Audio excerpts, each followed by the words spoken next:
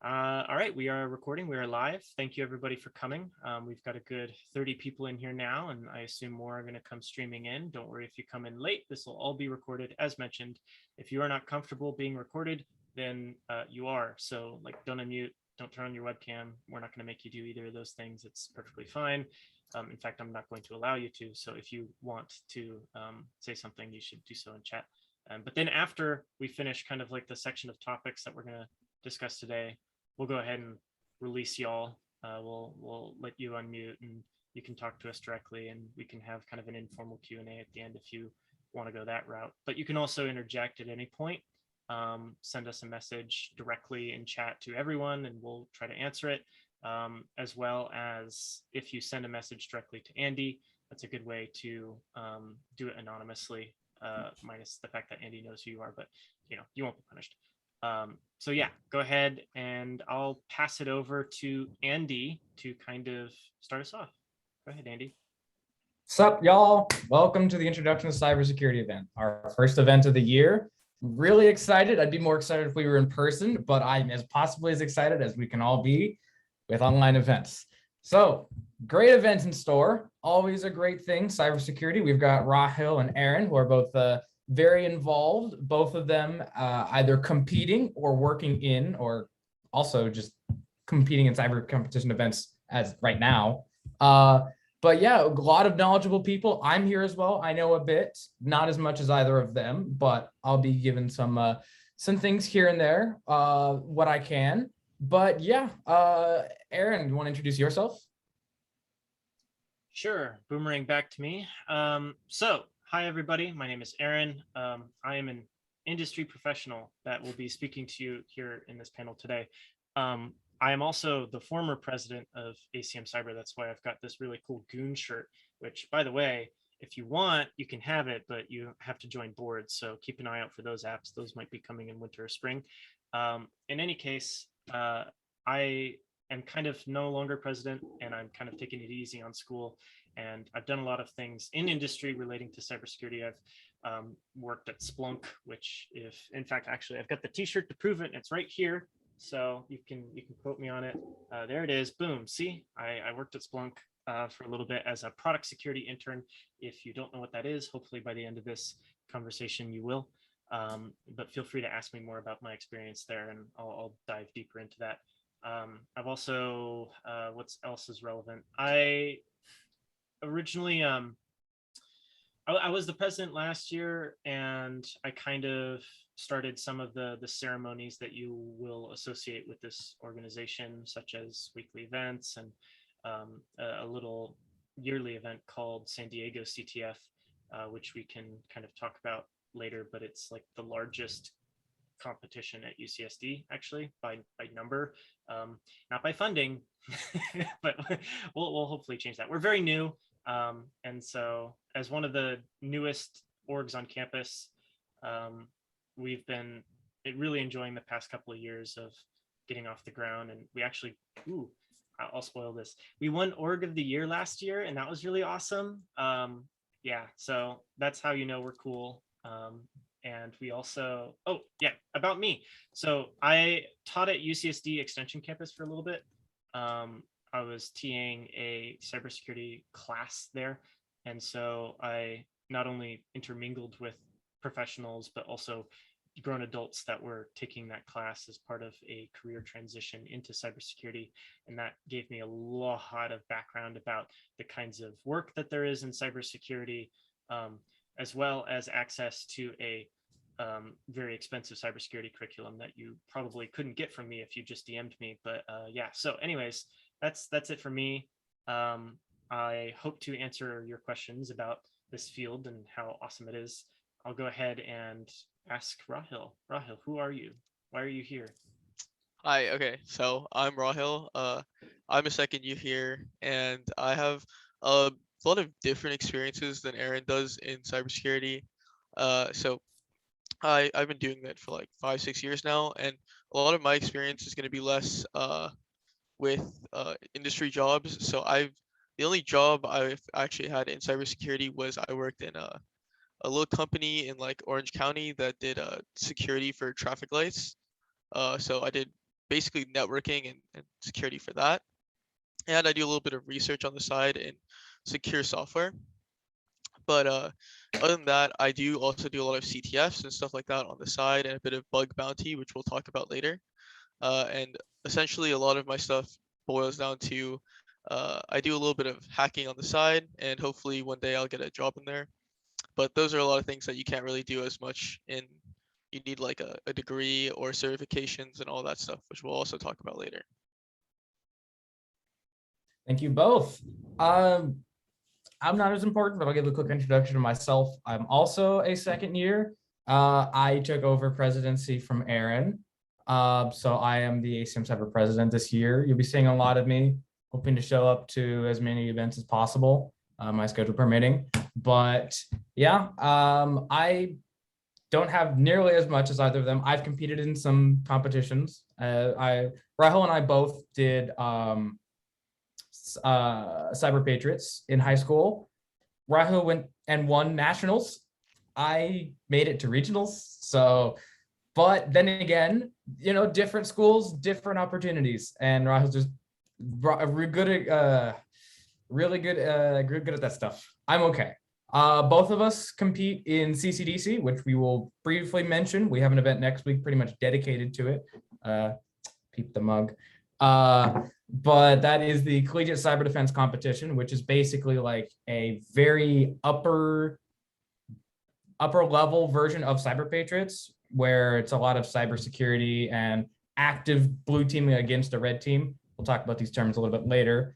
But yeah, I also just compete in Ctfs as Rahul does, but you know, on a little bit lesser scale. But yeah, I'm still here to help answer questions. And one of the first things that I would like to talk about before we get started into actual cybersecurity is, as Aaron kind of briefly mentioned, what Acm Cyber is.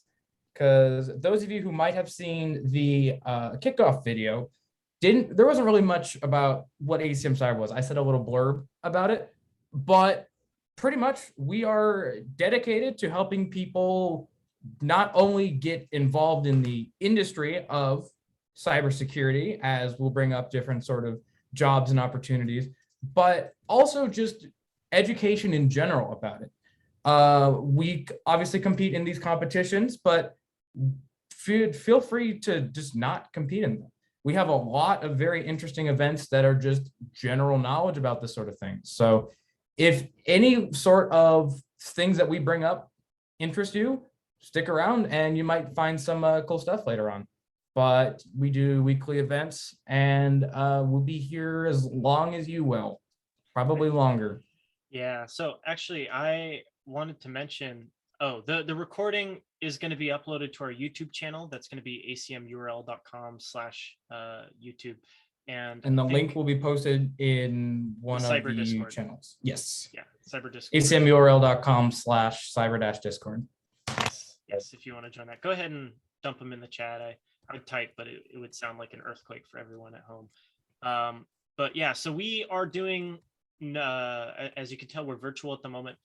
We hope to do more in-person events throughout the year, maybe even before winter quarter, but hopefully by winter quarter we'll be in person again and doing some hands-on stuff for y'all. But there's so much that we can teach you even just from this screen. I have a whole heap of hands-on kind of instructional workshops that teach you about the science of hacking and what kind of techniques are out there and how to use them. So I am one of the people that you'll see if you come to these events week after week. I will sometimes give very instructional kind of interactive workshops for you to learn more about the actual techniques and tools of the trade, so to speak. So, which of course, you know, you'll use for good. We trust you. But this week is going to be kind of an opener due to a clerical error. Our industry professionals also happen to be Acm Cyber members, but we do also have a fair amount of experience of our own, as you could tell. And so we're going to go ahead and get started. Just as a reminder for those that might just be running in, shoot us a message in chat at any point if you want to ask Aaron, Rahil or Andy any questions at all, and we'll get around. I'm going to be the one probably monitoring chat the most. So if it's a pressing question, send it to me, even if it's for Rahil or Aaron. Yes. So yeah, with that said, I'm just going to pivot directly into some of the topics that we're going to cover today, if that's okay with both y'all. Oh, by the way, how many of y'all are on campus? Like, go ahead and do like a say in chat or thumbs up on Zoom if you're on campus right now. I exist here. Okay. Nice. I'm seeing some of the thumbs. Oh, actually, it shows me right on the bar. So it's about 12. So I'm going to assume that to mean that over half of our audience is not on campus, which this year, which is surprising actually. But it's good that we're still, even when we're in person, we're going to be delivering these in a virtual format, so that if you're not on campus, you can still consume them live and after the fact. So yeah. Anyways, I'll go ahead and ask my first question, which I imagine would be one that would be asked right off the bat, which is, maybe some of you are asking, what is cybersecurity? To which we do have kind of an answer. Rahil, do you want to maybe tackle this large, difficult question? Yeah. So I mean, we can say like cybersecurity is like a really broad term. There's probably like 5 or 6 like subtopics under cybersecurity that we can talk about. The first one we'll talk about is blue teaming and like defensive cybersecurity. So the main competition that we're trying to do this year is CCDC, which is what we call a blue team competition. In cybersecurity, we consider there to be a blue team and a red team, where the blue team is the one like kind of defending systems, and the red team is the one attacking systems. For CCDC, we have what we call an active blue team versus an active red team, where there's going to be people that are attacking your systems like in real time, and as they like get access and stuff, you have to ward them off. And blue teaming is like a really interesting and really important part of cybersecurity in general. But a little bit related to that, but not exactly the same, is incident response. And this is where a lot of jobs, especially in industry, will be, is an incident response and actions. So when you have a company that gets hacked, which most companies inevitably will get hacked, you need to have like systems in place to respond to that, and that's what incident response does. So they'll have all the plans in place to shut off your systems, to recover everything, et cetera, stuff like that. Now, in order to prevent stuff like that, we also have what we call pen testing, which is like a third different portion of cybersecurity. Pen testing is when you get like someone who has lots of knowledge about the red teaming side of cybersecurity, and you put them in a controlled environment and let them hack your systems so that you can know what is vulnerable to attack. And this is like a really interesting thing, because in pen testing, sometimes they don't even use computers. There's like physical security, there's like social engineering, where you work with the people that work at the business and try to hack them essentially. And so pen testing is a pretty broad thing in and of itself. Okay, a fourth topic is what we call bounty hunting or bug bounty. And this is where there's a lot of different sites that allow this, but you have to be very careful with bounty hunting, because bounty hunting is something that can tread the line of legal and illegal. So bug bounty is generally going to be something where you find like a company, for example, like Google, and if you can find a security vulnerability in Google, you can email them with your proof of like that you found a vulnerability, how you did it, and stuff like that, and they will you don't tell them publicly, you'll just give them a private disclosure so they can fix their bug and ship it out to the next patch. And generally you'll get paid for this, but it's a lot less than when you get paid for something like pen testing. But bounty hunting is something that you don't technically need to be employed for. So it's not really, you don't get hired for it. It's something you do on the side, but generally not a real job. Yeah. but it is something that can get you in the door. And if you have a lot of bounties, that would help you a lot with getting a pen testing job. So there's also compliance, which is like frameworks and developing frameworks for keeping a secure system. If you guys did Cyber Patriot a little bit, you might have actually used some of these frameworks.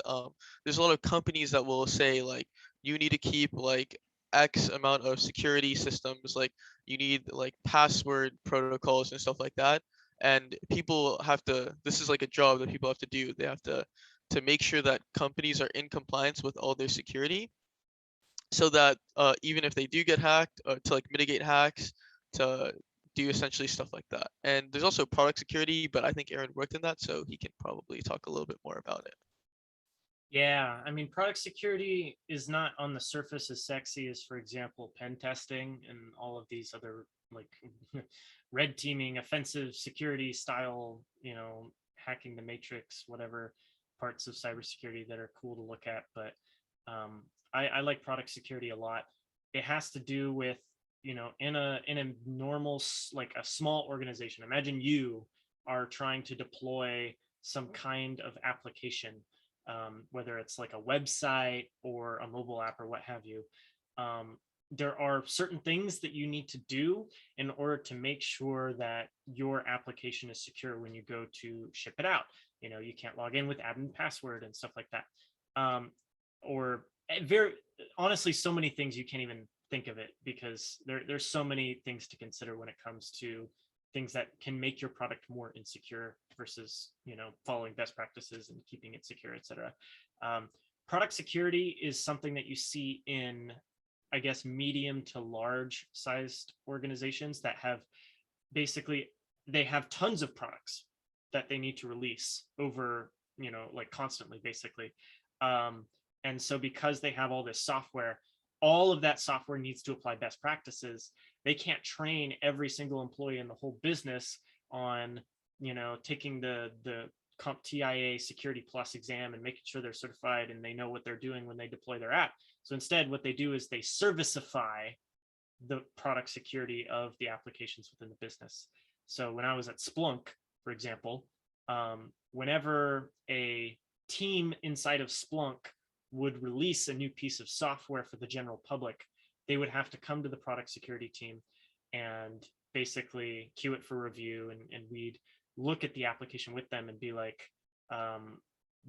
this is the things that you need to change in order for the application to be more secure, and sometimes just better. Like if there's we have to have an intimate knowledge of not just how software development works, but it also just like what best practices should be. So this is a really great role for people that are opinionated, basically. So if you're like me and you like software development and you're highly opinionated, product security is great because you just get to tell people what to do all the time. And it's a really good merger for me between software development and cybersecurity. It's kind of like the line between the two, and I enjoy it a lot. So if you ever want to hear me blab on and on about the stuff that we did, feel free to keep asking follow-up questions in the chat. I don't mind.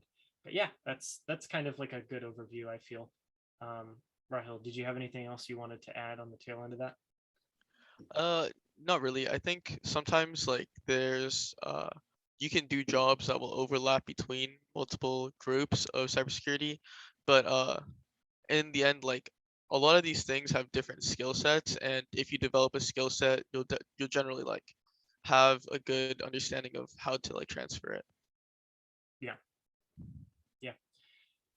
Awesome. Okay, so moving on, my next point here is kind of about experience. It literally says, do I need experience? Which is an interesting transition because we were just talking about industry, and obviously you need experience for industry. But I think it's worth mentioning that if you want to get started with cybersecurity, there needs to be a starting point at which you have no experience. And Acm Cyber can help provide that. So if you are sitting there and you're like, I have no idea what any of this stuff is, but I'd love to find out because I think it's cool, then you're in the right place. Acm Cyber does not require you to have any experience to participate in any of these aspects. So, for example, if you want to come to these workshops and learn about things in a way similar to your classes. We'll definitely be doing lots of hands-on stuff. We have programs to prepare you to earn certifications, which we'll talk more about later. And of course, we compete in Ctfs, which for those that are completely new to cybersecurity, maybe not everyone knows what those are. So Rahil, do you maybe want to talk a little bit about Ctfs real fast? Yeah, sure. So CTFs are also known as capture the flag competitions, and no, it's not like the one where you run around the grass trying to capture someone else's flag. This is going to be like an online sort of hacking competition, and this is where a lot of us get some like experience with like bug bounty and pen testing, is through CTFs. Essentially, what they are is like a series of online Jeopardy style boards, and they'll give you like a prompt of some files to work with and a challenge to solve. These challenges can be in like a variety of different categories, but generally they have like 5 or 6 like categories that are in most CTFs. So the first one we'll say is web security. So they'll give you a website, and sometimes they'll give you like information related to the website, and you'll have to, for example, break the login and log in as an admin to the website, or you'll have to find secret information that you're not supposed to be able to access from the website. So that's web. There's also binary exploitation, which is where they'll give you like a program, and you can run this program and you can see what it does, and you'll have to stop whatever the program's trying to do and get access of the system that's running the program. This will be using like specific like vulnerabilities in like C code or something like that.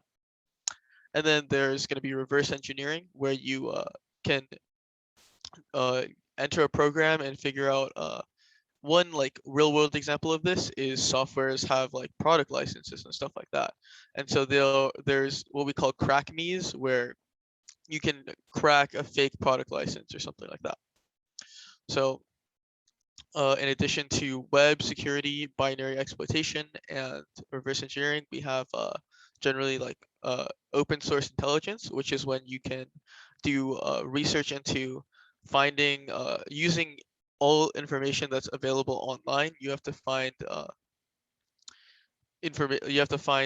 something secret that we've hidden. Mind if I take this over, Rahel? Yeah, go Because for it. You OSINT love is what I'm good OSINT. at. I'm good at OSINT. Okay, OSINT is pretty much a scavenger hunt. Not even joking. Like, it is a digital scavenger hunt, at least half of it. So there are pretty much like 3 kind of main things that you'll see.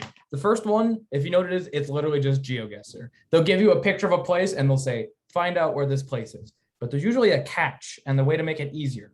Sometimes you could just reverse image search it, and you pretty much find like, oh, this location is literally Mount Fuji or whatever. And you say, oh, I see a building over here. What does this building say? Oh, it's a 7-Eleven. Is there a 7-Eleven near Mount Fuji? Stuff like that. Or you might look into the metadata, which is essentially the location or etc. type data that's hidden inside of the image, and see, oh, it was taken at this geographic location, and you find an address for it. Another type of one you'll see is, like I mentioned, that scavenger hunt. It'll essentially be like a Google deep dive. It tests how good you are at Googling. You don't need to know anything cybersecurity related. You just got to get good at Googling, because it's like, okay, we know that this user was associating with these users on this forum. So you start there and you're like, okay, I found the forum. I found these users. Oh, this links a website. This website mentions this. And it's just going from place to place to place, eventually until you find what you're looking for, which is usually a flag.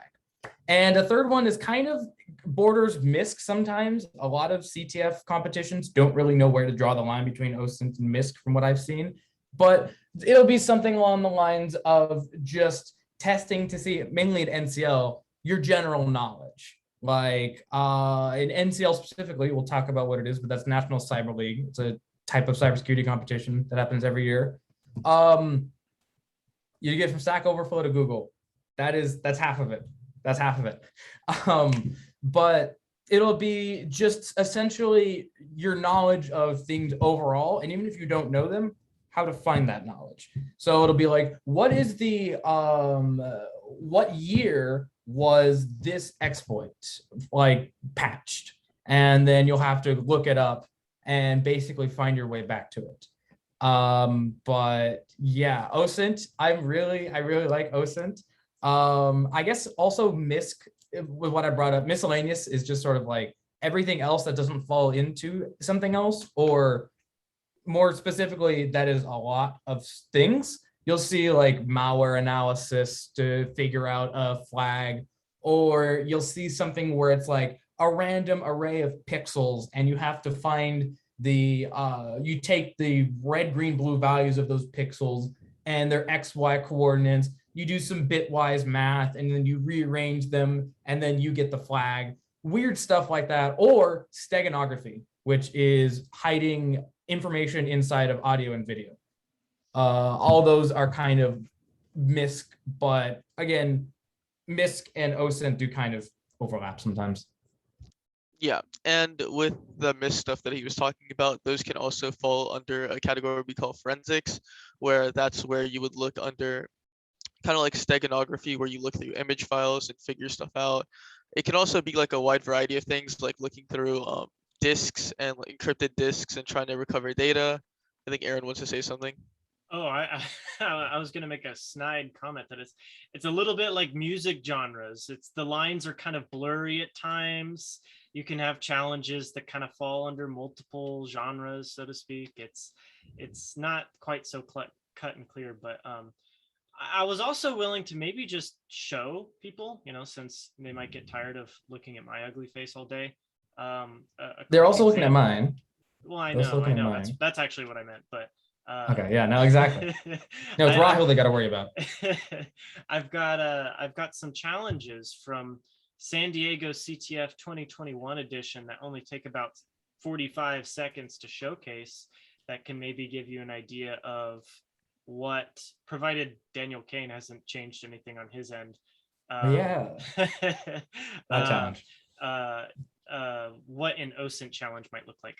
So, for example, I'm going to go ahead and share my screen. And while I do this, go ahead and put your thumbs up in, I almost called it Discord, Zoom, if you have ever had the Professor Daniel Kane, or if you know who this person is. You might be taking him for like 105, maybe Putnam Seminar. If you're in Putnam Seminar, like, awesome, great. Anyway, he's a professor at UCSD. I'll go ahead and share my screen. Let's see here. Perfect. So this, by the way, is the public repo. You can go look this up for Acm Cyber CTF that we host. So we built these challenges and published them for the contestants across the entire world to solve. We had like contestants in 70 countries. It was ridiculous. But anyways, this is like an example of an easy open source intelligence question. You'll get a prompt kind of like, help, I'm studying for a test, but I need you to find an example problem of me. I'm sure that you can find it out there somewhere. I'm trying to remember this professor's name, but I'm having trouble. Who is the only professor at UC San Diego that is both an assistant professor for the computer science department and an associate professor for the mathematics department? And this is kind of like basically a Google Foo question. That's all it is.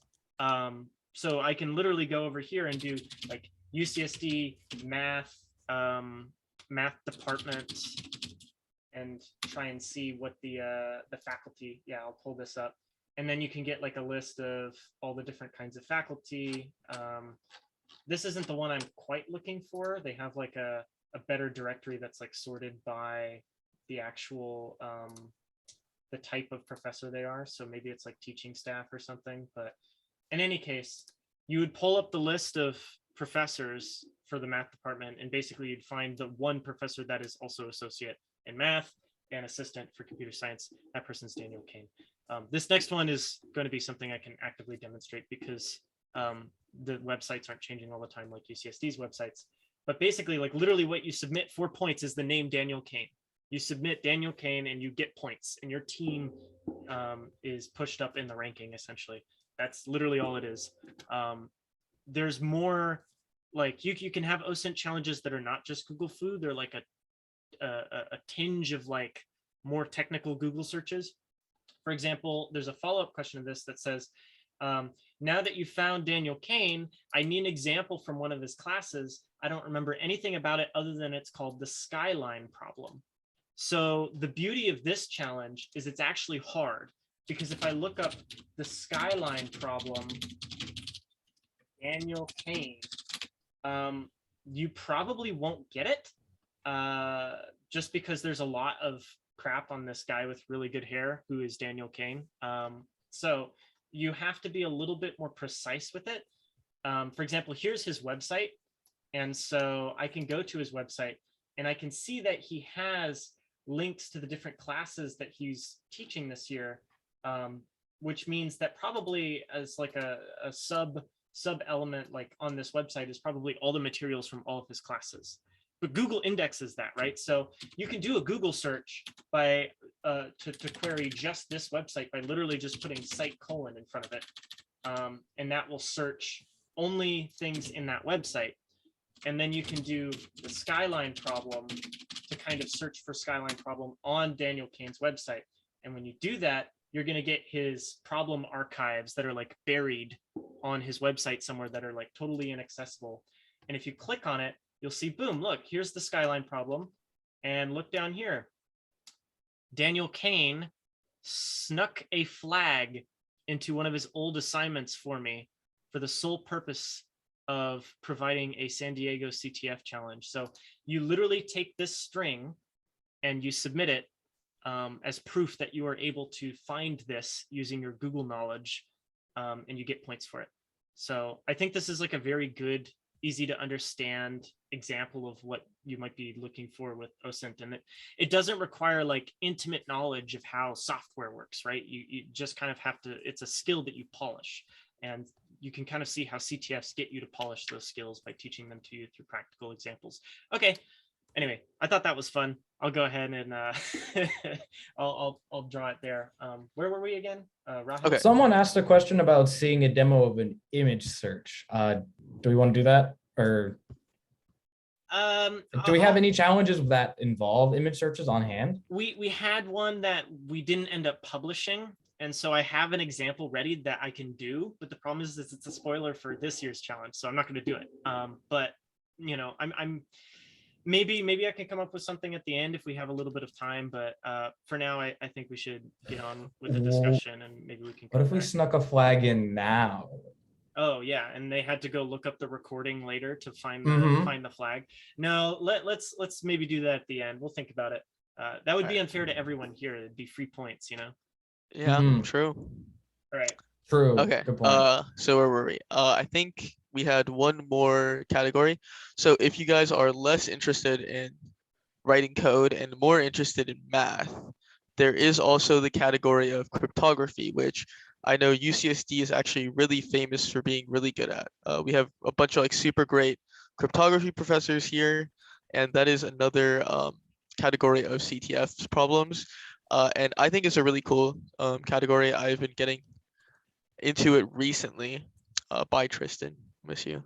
But so essentially what cryptography can be is it'll start at like basic like Caesar ciphers, which are like where you shift the letters of like the alphabet by one or something like that. Or it could get really complicated, like using like complex math and like polynomials or something like that to do basically what we consider to be irreversible encryptions without the keys. So yeah, I'm not sure we could give you like a quick demo of like a Caesar cipher if you want, but I think we'll leave that for another time. I think that's about it for CTFs, but for this year, we're planning on doing a bunch of CTFs, probably like once or twice a month. And so if you guys are ever interested or want to try some stuff out, we'll ping in the Discord when we're gonna do them. And if you guys are interested and you did a problem and you wanted to see how like one of us would have solved it, you can also just ping one of us. Generally, if you're interested in like reverse engineering, or binary exploitation, or crypto, you can probably ask me. If you're more interested in like forensics or OSINT, you could probably ask Andy. And I think Aaron is really good at web, if I remember correctly. Anything I'm missing there? He's the only one that's ever good at web. And I can never do the CTFs, like it doesn't fit into my schedule. So maybe this year I'm gonna be a little bit better about being available so that we can finally get more points in web. Although The one Or I'll time learn web. I'll learn yeah, web sometime. one of these days. No Well, promises though. yeah, I'm going to be hosting a software hacking workshop, and there's a non-negligible web portion of that. I don't know when that's going to be happening though. We're working on that, but at the very least during the winter, I'll probably give a couple that will teach you some of the basic skills for that. So you can Stay tuned. yeah, stay tuned, stay tuned, and do good things with the knowledge. Don't commit crimes, yada yada. So next, I kind of wanted to touch on something that I get asked a lot, which is, I want to get involved in cybersecurity. Do I have to be a programming whiz? Which is to say, no, you don't. It helps. It's very important for many categories, but it's not important for every category. You could also just not be into Ctfs. You could just like the fact that you can talk to people in this field. You might like the IT side of things, which is less in the programming side and more on like the how do you maintain corporate networks against foreign invaders, essentially.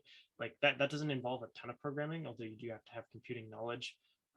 You don't have to basically solve things on leak code for any of this stuff though. Like that's just a completely different skill set. So I did want to quickly cover some of the languages that might be useful to learn. And most of these are things that you'll learn through your natural UCSD curriculum if you're math CS or just straight CS or what have you. So you're already on the path if you're involved in CS at all at UCSD. And if not, cybersecurity still has a big part in other fields as well. Talk to Nima about it. Bioinformatics hacking is a very interesting topic. Anyways, so a couple important languages that might be useful, even if you're not going to be doing CTF related things. Learning a programming language will expand your brain and add wrinkles and all that kind of stuff. So you should go learn Python or something if you get the chance. There's a lot of frameworks out there that make it very easy to do common CTF tasks in Python.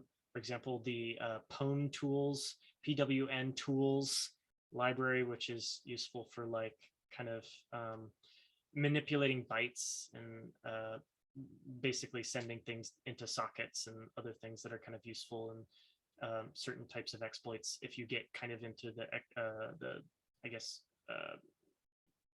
crack me or pwn me style challenges. There's C and C++, of course, which are really good for teaching the basic components of a computer, which you'll also learn in, I guess, CSC 30 is good for that, if I remember correctly. Yeah, it's 30. Yeah, it's 30. But yeah, I don't think they teach 12 with C anymore because Gary's not doing it. So They banned him from doing it. Yes, that's so good. Just learn it anyways. C is really useful because it teaches you how these things kind of work. Honestly, I would argue if you're a software engineer, you don't need to learn C, but if you're a cybersecurity engineer, you need to learn C. Like, Yeah.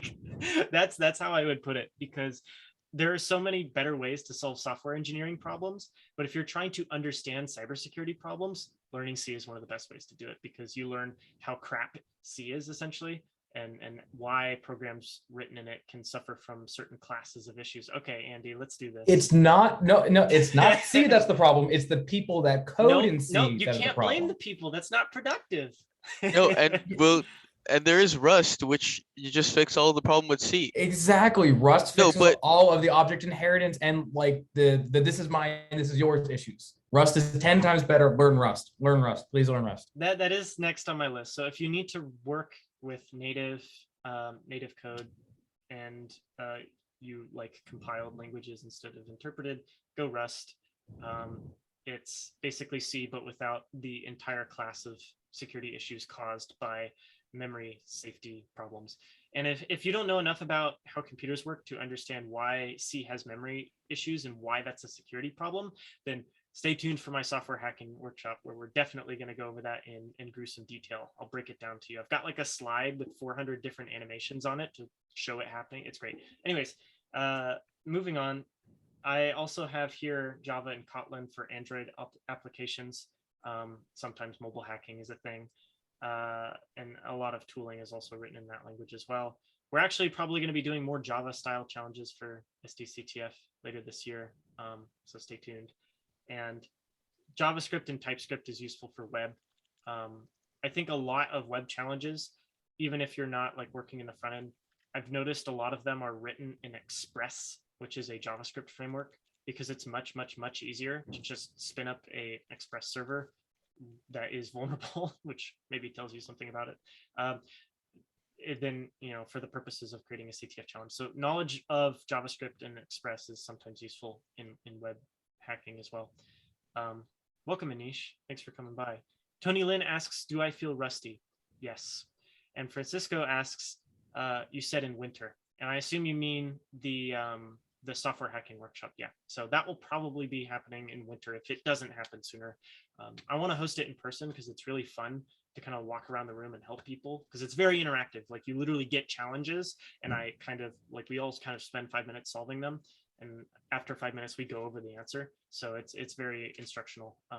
It's a useful experience. Please come by. Oh, and we'll also bring food if we can. Okay. For other things about programming languages, I know Chris put in chat earlier, learn Go. Actually, like I was doing like Google CTF finals like last year, and there was just like a random Go challenge, and I was just like, I've been putting off learning Go for like 3 years. Like, maybe I should have done it. So regardless of like what programming language you know, like there'll probably be like some kind of like cybersecurity, like hacking stuff that you can learn for it. For sure. In fact, actually, I would argue Go is used a lot more frequently in corporate for like internal software than Rust is, because it's easier.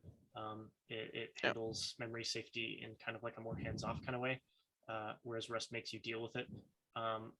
And so because of that, it's a lot more fun. The problem is you're not going to see a lot of challenges written in Go, or Rust for that matter. They're coming. They're coming. starting. They're coming, but it's like, We'll make it happen. I went to a workshop Please about Go exploitation, and my like eyes glossed over. Like, I can't do it. There's implementation specific stuff that's kind of over my head at the moment, but yeah, you definitely won't learn Rust or Go here at UCSD unless you really go out of your way to do it. And maybe they'll change that, but for now, that's the way it is. Anyways, yeah, so that's kind of just a brief overview of some of the programming languages. Chris asserts that Go is more useful for hacking than Python, which is daring. I mean, daring. like the multi-threadedness and stuff of Go does make it useful, I will say, but it is daring. Well, I've heard Ruby is another thing that's good to learn. Ruby is like a Python alternative. Yes. If you know Python, you probably don't need to learn Ruby, but if you know Ruby, like, I mean, you can make do with it. Yeah. Yeah. Although I will say Ruby is like a big competitive programming language, because it's very, what's the word, terse for certain things. So I remember doing the Advent of Code, if anyone's familiar with that. It's this yearly competition. This isn't really cybersecurity. It's more like programming leak code style challenges. In the month of December, every day up to the 25th, there's a new challenge, and they get harder. But the people coming in first place are all using like either Python or Ruby or any of these like super terse languages that are dense, and I can't read them for my life. I cannot read what their program is doing, but it spits out the right answer. So like I can't complain. Anyways, I ended up going on a tangent. So beyond just learning languages, because there's so much more to obviously Ctfs than that. For example, like the OSINT challenge I demonstrated, I didn't have to program to do that. And so there's lots of stuff that's very accessible to people with no programming language. And there's also stuff that's inaccessible to people with programming knowledge, but no cybersecurity knowledge. So Rahil, how do I learn more about cybersecurity aside from just programming? I mean, so as is with everything in the world now, there's like a ton of online learning resources. For one, you could actually just do Ctfs. There's a website which I'll put in chat right now, called ctftime.org, and basically they have Ctfs like pretty much every weekend, and sometimes like multiple every weekend. And you can usually find like one that'll be like more beginner friendly, or when you get better, like more intermediate to advanced friendly. And you could just go through challenges there. And after CTFs are over, they also have a write-up section. So you can see all the challenges you didn't solve or things that you thought you were almost done with, and just see how to finish it up. And you get a lot of like knowledge through that. Uh, of course, there's also like there's actually physical books and stuff like that that are useful for learning, but generally those are less. Will they teach me how to function? As Aaron said in chat, nobody can do that. But as I was saying, books like there are actually some like really good books. There is a really old book. I think it's called The Art of Exploitation, which was written like 20 years ago. Yeah, no search books are okay. There's a book, like a really old book called The Art of Exploitation, which does a lot of stuff in C. So if you know C, I think that's a really good resource to start with. But also there's like a bunch of websites that you can use. I'll put a couple in chat. There's like potable.tw, potable.kr, um, stuff like that, and that's if you're interested in like binary exploitation. But these can sometimes be like pretty difficult to get into. There's also one called Crypto Hack. I'm just gonna drop all these in chat. But nice. So there's a lot of these websites that are they can be good, really useful, but also some of them might be a little bit more difficult to get us started in. Also, we will be hosting weekly workshops, so that should be useful to help you get started with a little bit Coming more soon, information. TM. Yeah. And I think that's about all of the online sources that I know about. So after you get all this information from all your learning resources, how do I get a job, Aaron? I need to know. That's a great question. And, it's not like the end all be all goal of cybersecurity is to get a job. I know lots of people that, like, for example, I know a music producer who does like bug bounties on the side, and that's like they're very involved and they're very knowledgeable, but they just, that's not their main thing. And that's fine too. Or I know software engineers that are very into cybersecurity, and they're very useful because it's nice sometimes, especially in my position of product security engineer, to have someone on the other side of the fence that gets it. So when you're talking to the software teams and someone that has that knowledge is there, it can make things a lot easier. So even if you're planning on going the software engineering route, learning about this stuff, learning about cybersecurity can be hugely beneficial in your professional life, and you'll find it's important no matter what. But yeah, the Q&A runs throughout. Go ahead and shoot any questions in the chat if you have them. I'll literally stop dead in my tracks. So how do you get a job though? I've done it, but honestly, well, I don't know if my path was traditional, and there's lots of different ways. There's no right ways. There's no wrong ways. It's just you kind of have to make do with what you have. So, for example, let me tell you how I got my first cybersecurity job. Well, actually, so let me tell you about how some of my students got their first cybersecurity jobs. Because when I was a TA, I was overseeing the education of adults, basically preparing to take the CompTIA Security Plus certification exam and then move on to a career in cybersecurity.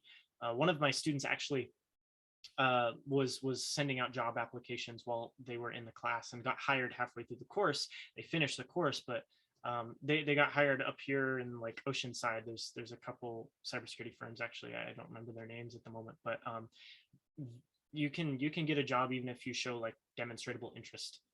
Like I am currently working on this part of my knowledge, and I will be an asset in the future. And if they see that, they'll snap you up. But it can be a lot of trial and error. It's the same as getting a software engineering job. However, there's two benefits. One, it can pay a lot. Not gonna lie. Thing number two that is nice is it's less impacted per se than software engineering, particularly if you're in the UCSD crowd. So if I'm looking for like a software engineering job at Google, my best window to apply was like a month ago, and the school year's just started. And this is for like summer of next year. Like it's wild. The windows are crazy. There's literally tens of thousands of people applying for those roles. However, if you're applying for a cybersecurity position at any company, even if it's a big one, like I applied for actually pen tester at Tesla, which would have been a cute gig. And I got to the last round and then they didn't hire me because someone finished the interview process before I did. That was it. Like it was just getting to the end fast enough. But I'm glad I didn't work there for other reasons.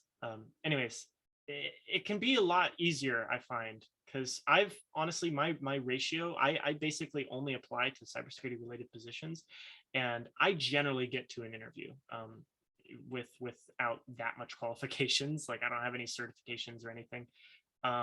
It's more about like, you know, you get in, you have to make an impression on these people. You have to show demonstrable interest and experience with working with people, which is a lot of what cybersecurity can end up actually being in an organization. But if you were to actually like, let me tell the story of how I got my first job. This is how I got my foot in the door. I didn't go the certificate route. I went the lie about your credentials route, which is not something I can recommend in general. And it wasn't also intentional at all. So what happened was I joined ACM in my junior year of college, and I changed my LinkedIn description to the I was a technical event director, and I happened to teach cybersecurity workshops at ACM at UCSD. So that was kind of what my headline said. And so then I started applying for various cybersecurity jobs. And this one guy calls me up and he's like, yo, I noticed you applied. Are you really the technical director of cybersecurity for the Association of Computing Machinery? Which is like a multinational organization that, you know, ACM is just like a sub branch of. And I'm like, yeah, I'm the technical director of cybersecurity for all of ACM. Yes, that's me. Thanks for asking. And that got me my first cybersecurity related interview. And they hired me. That was for the TA role, by the way, over here at the UCSD Extension campus. But at the end of the day, like, if you have a willingness to learn and a willingness to adapt, that is what most small cybersecurity firms and even large companies looking for cybersecurity specific positions are interested in. You know, you can do various things to put things on your resume, like I competed in so-and-so Ctf or what have you, to get yourself an interview. But once you're in the interview, your experience matters very little relative to the impression that you can leave on this person. It's kind of the same as a lot of jobs, but maybe we'll have material or workshops later on kind of going over some of that process as well. Again, I have a non-standard experience, so I'm also open to any kind of feedback from Andy or Rahil if y'all have a different experience y'all want to share. I don't have any experience. I mean, I have like marginal experience, but generally like I have other friends and stuff that have gotten cybersecurity jobs without like a degree. And generally it's like if they have the certification and no degree and they're pursuing the degree, then they'll take you even before you finish your degree. If you really want it. Like if you're really good at what you're doing and you have like the qualification. Yeah, there's even companies that will take you as long as you're pursuing the certification. Yeah. You know, so vice versa, you can have your degree and be working on the cert, and they'll be like, great, you know, I see you're enrolled in this class for it, so like you're probably going to finish it and you're probably going to get your cert. We'll bring you on. Yeah, that's exactly what happened to a lot of my students. So anyways, yeah, Sec Plus does come in clutch. Certifications are, again, another really awesome way that I technically didn't do to get jobs. They can be very important. Some employers actually just don't care, but most employers will at least consider it. Some employers require it, but most of those are under like compliance and governance side of things. And yeah, in general, like it's a good thing to do, even if just for your own like learning. Yeah, so I wanted to kind of pass off the discussion of certifications over to Rahil since he actually has one and I don't. Yeah, so I actually have 2 or 3 certifications. I have like one random one that's like CompTIA, like IT fundamentals or something like that. That's useless, but I just took like a class and I got it and it wasn't really useful. But I also have a CCNA, which is a networking certificate. So not entirely relevant to cybersecurity, but it can help you with like networking security stuff. And then the big one, like the important one, is the CompTIA Security Plus exam. And this is like one of the main ones that is important for getting cybersecurity jobs like in the government and stuff. If I remember correctly, to get like the second, like not the most basic level, but like one level up job in the government related to infosec or cybersecurity, it requires a security plus.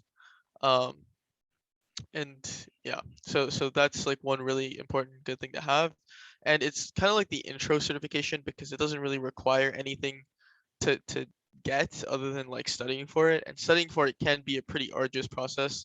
Like I know some people like would spend like 3 months studying for a certification, some people spend longer. um I think I spent like probably like a month or so studying like really hard, like with the regiment, like probably like 4 or 5 hours a day studying for Sec Plus just so I knew all the topics on it. And yeah, so that's how I got it. But when you get a Sec Plus, a Security Plus exam certification, that kind of like opens the door for other things. So there's like what's called a CISP, a CISSP certification, and that's kind of like the biggest one. Like after you get a job, you can that's kind of what allows you to move up in the world. And then there's other ones like the OCSP, the offensive cybersecurity one. So if you're really interested in pen testing, stuff like that, like actively like red team hacking, uh, you essentially like need an OCSP if you want to get a job like that. Uh, yeah, so those are like the big important certifications. I think last year we had like a study session group to get the Sec Plus, and I think we're still doing this year. We're going to have the scholarship program. So uh, these certifications are not free. They actually cost a fair amount of money. The Sec Plus, I believe, is $300 to take the test. And if you fail, you don't get refunded. You just lost $300. So you really don't want to fail the test. But we're going to be doing a scholarship program. So I think we'll still have the study sessions. And if you guys are really interested in getting a Sec Plus and you come to the study sessions and stuff, we will be scholarshiping people to get that this year. We'll send out more announcements about it later. Or does Aaron, do you know about it? I didn't. Yeah, so the qualifications for it are shrouded in mystery and secrecy, which is to say, I know what the qualifications are, but we don't like publicly announce them. Instead, we just generally encourage that people should come to events for ACM Cyber, participate in competitions, make yourselves known to us. We do, uh, especially if we have study sessions, which we usually do in later quarters. We'll have study sessions for the Security Plus, and we'll usually give out those scholarships kind of towards the end of the year in spring, based on a variety of hidden factors. But yeah, those are paid for by us. It's a free ticket to go take an attempt. But we do care about you studying ahead of time, because we just don't want our $300 to go poof. So that's why we have requirements like come to our workshops, participate in competitions, or come to the study sessions, show us that you're Or really score interested. well on our sort of assessments that we have. Yes, Number yes. one. And last year, Chris dropped some awesome information, which is that out of the 3 people that we sponsored last year, all 3 of which got their certification successfully. So that was awesome. Do we get points for this meeting? Yes, you do get points for this meeting. You'll get points for every ACM Cyber meeting. It works towards not only your ACM store points, but also how likely you are to be selected to earn this scholarship if you choose to go that route. So come on by. The chicken code is maybe still on my clipboard from like an hour ago. Nope, it's not. I got it. Should be that. Yeah, there you go. Right. Yeah, there you go. So feel free to use that at acmucsd.com. If you haven't used the check-in system yet, you can just slam that code in and it'll give you some magic fake internet points. Very useful. Yeah. So yeah, go ahead, Rahil. Was there anything else? I was just gonna say like the last thing I wanted to point out is like Chris said, 3 out of 3 people were successful last year, but that doesn't mean it's an easy test. It's like supposed to be historically like a really difficult test to actually pass. So we take it like pretty seriously here. And yeah, that's all I got. Yeah, so that was kind of the bulk of the topics we had laid out ahead of time, just kind of giving a bird's eye view of cybersecurity in general. You know, we definitely have other things that we can talk about, but we wanted to, rather than continuing on this path of, you know, talking about certain things and then, you know, also supporting Q&As, we want to switch the focus now to your questions, and kind of make that the main topic of the remainder of this call if possible. So to kind of aid with that, you also now all have permission to unmute yourself. If you want to just speak up directly, you can do that. If you don't like to and want to send a chat, you can do that as well. But we're going to chill here for the next maybe 10-15 minutes, depends on how many questions we get, before we wrap it up here today. Thank you so much for coming, everybody. It's been a pleasure, and hope to see you at next week's event as well. And I love you. Yeah, you, Andy. Thank you. Aww. I'm out of coffee. That's the real reason we're dropping it in like 10 minutes. Yeah, so next week event is going to be the blue team panel. That's going to be all of the people in Acm Cyber that kind of compete, or at least some people from Acm Cyber that compete in CCDC, which is the college, the Cyber Collegiate Cyber Defense Competition. That, which is very different Right. from a normal CTF because it's that attack defense style Oh no, competition hold on. Let me just that turn off my background. we kind of mentioned earlier. And so you'll learn a little bit about that side of things. It'll be a good time. Collegiate Cyber Defense Competition. Yeah, and if you are super interested in the CTF side of things, go check out the ACM UCSD GitHub, where we have published the San Diego CTF, both challenges from last year as well as their solutions. If you have questions about it, pretty much all the challenge authors are still around. You can just at people in Discord and we'll like talk to you about it. There's also write-ups by people that, you know, from across the world that have solved it. It's fun in retrospect because actually the team that won last year, which was, I'm trying to remember, 0 points. Yeah, that's what it was. 0 points. They're kind of like a East Asian team from, you know, team members from all over East Asia, and they are like incredibly good. I think they're almost #1 in the world now, if not currently. No, not right now. They got really close for a second there. Oh, perfect blue again. Yeah, and if Again, of course. I think they peaked at like 4 last year. They were 4th in the world. Dice Gang, 3rd place. Yeah. I've been very inactive in CTFs in the last few months, but my team is 3rd place in the world right now. So, and you're the reason they're there, right? Yeah. Maybe a little bit more last year than this year, but we do have a question in the chat about the Sec Plus. Yeah. Someone could drop the check-in code again, but the Security Plus exam is just that. It's an exam. You pay to take it and you come in and take it. There's no requirements about taking a course ahead of time, although CompTIA does provide one. You can pay for it. Don't. Honestly, it's not worth it. Yeah, no. It's cool, kind of, but like there's definitely just as good free resources online. And honestly, the best way to practice is practice tests, and we have lots of those. So thanks to Sean. In general, the actual exam, how long is the exam? It's a couple hours, right? I want to say it's an hour and a half, 2 hours. 2 hours. Yeah. So it's not a long process. I want to say it's like 80 questions. So you got to go pretty brisk. Yeah, it's definitely. Oh yeah, it's 90 minutes, hour and a half. How many questions is the question? It's a range. I'm not sure. 80, yeah, 80 questions plus 5 performance based. That sounds right. Yeah, it can vary like plus or minus 5 multiple choice and plus or minus like 1 or 2 performance based. But yeah, that's pretty much what it usually is. Also, if you guys are really interested in CTFs, and you do any reversing or binary exploitation, regardless of if it was like San Diego CTF or not, if you have like any questions, you can always just ping me on Discord. I've been teaching people about reverse engineering and binary exploitation for like 3 years now. So I love helping people with that kind of stuff. So if you have any questions about that stuff, just ping me on Discord.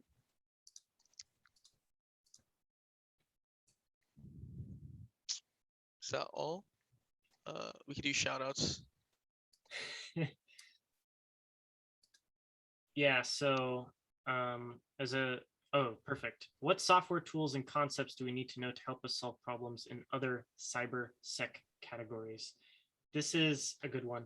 Actually, so let me, so someone can answer this question, but I've also got a link to a really cool resource. The National Cyber League is a CTF competition that happens a couple times a year. It's pay to get in, but it's like $30 or whatever. Acm Cyber will actually, if you sign up with us in certain times of the year, we will pay generally for you to kind of get in with UCSD funding when we can actually get it. So basically, we'll help you get a ticket to participate in the NCL, which is again just a cool, cool competition. Actually, full disclosure, I was a National Cyber League player ambassador. So if you dig deep enough into their public resources, you'll probably find documents that were authored by me at some point. But I wasn't with them long enough to be part of the crew, so to speak. And if he turns off his camera, you'll see his official NCL artwork. Oh yeah, that's true. Here it is. That's the little artwork they gave me. It's in the style. I like it. It's perfect. I honestly need to use it in more places. Yeah. What was I saying? So they have like a place. I was there when they were building this. It's a place on their website where they talk about all the different categories in the NCL, as well as like all the different techniques and tools that are used in each category, commonly at least. NCL categories are a little bit more vocational than theoretical, so they're not the same as all CTFs. But maybe like Rahil can talk a little bit about some of the tools he uses while I go find this link. Yeah. Generally, like, you probably won't need software tools for a lot of blue teaming. Of course, there's like some blue teaming where you'll have to like rewrite code to make an application more secure. But yeah, blue teaming, there's not much software that goes into that. For pen testing and bug bounty, a lot of that's going to be done using Linux command line tools and Python. So there's something called like Metasploit, which you can use to actively attack like systems. That's just another command line tool. I'll type it in chat. Yeah, so that's made by or sustained by Rapid7, I believe. I don't know. I had a friend that worked on it, and essentially they make a bunch of templates for common vulnerabilities in systems, and essentially you could just use it as like a thing to crack a bunch of systems. For incident response, again, there's not really like software, but bug bounty, like all this stuff. There's gonna be like very specific tools that you'll find for each task.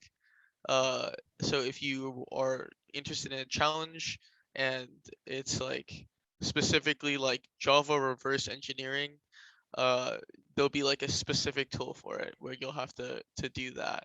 But everything's different, so I can't really just give you like a tool for everything because there's just too many things. I found the link I was looking for. This is off of CryptoKate's blog, but it's like all the categories, and then you can like look at sample challenges by domain. You can look at training guides by domain. I actually wrote some of these. If you go into the web one, I think I published some example challenges there. So yep, found some. Anyways, good luck. There's lots of really awesome articles on CryptoKate's website that are very beginner friendly. Definitely take a look at those. And again, I would say especially NCL is very friendly to players that don't have programming knowledge, with the exception of like obviously the binary reversing challenge is kind of tricky without it, but for the most part, all of their challenges are very doable with actually no programming language.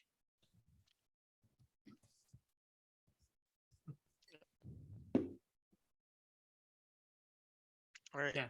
Thanks for coming, Raina. Everybody else, y'all have been awesome. So yeah, I know people are kind of heading out now. Just as we wrap up this recording, I'll go ahead and do a quick blast. Cool ways to get involved with ACM Cyber. If you liked this, come hit us up on Discord. That's acmurl.com/cyberdiscord. That's where we live. You should send us a message, and we're very responsive on there to answer questions after the fact as well. We'll announce occasional Ctfs that we end up participating in. So if you want to sign up for any of those to get some hands-on experience, we're generally very open to, like, we'll advertise those opportunities for you, so you can just kind of respond to them as your schedule allows. And also we are starting some workshop practice sessions on Discord that are kind of not a formal workshop, but it's like a more informal session starting next Saturday, actually. Rahil, do you want to maybe talk about that at all? Yeah. Or he does. Don't forget about our workshop next week. If you're interested in any of the blue teaming and CCDC stuff, make sure to head out then. You'll see Rahel and I again. Yeah. Okay. And then the last thing is we will put out a poll sometime tomorrow, probably, about what you guys are interested in hearing in a CTF workshop really quickly. And we'll have like a Discord thing on Saturday, October 9th, I think. I think that's the right date. Next Saturday, not this Saturday. Yeah. That's all. I think we're good. I think we are good. Awesome. Thank you to everyone who did come out. Those of you who are still here, appreciate you staying the entire time. For those of you that are watching asynchronously and made it this far, good on you as well. But yeah, I think our first event went pretty well. I hope you all enjoyed it. I definitely did. But yeah. Thanks for coming, everybody. I'm stopping now.